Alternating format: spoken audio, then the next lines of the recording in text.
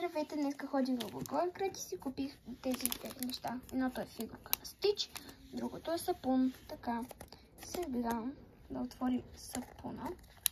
За другото аз го отворих, вече малко шупих кутията. Така.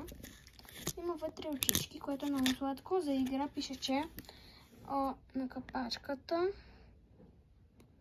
излиза симметрите. Така, сега да махнем това и сега.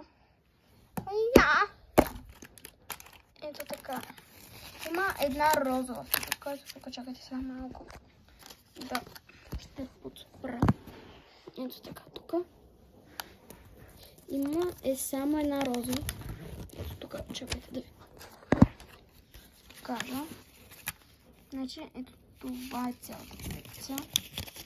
Малко е странно. Ето е единствената розова, която на мен се надявам да ми се падне. Сега да го пипаме с шапката.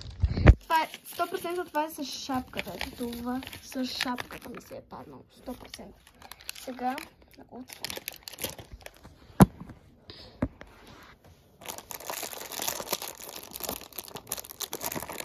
Ето даже по-вижи ми кажа, че не се отворим.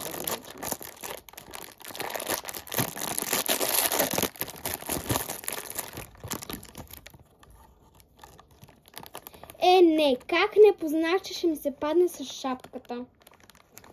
Благодаря ви, че гледахте това видео. Сега се абонирайте и лайкнете това видео. Довиждане!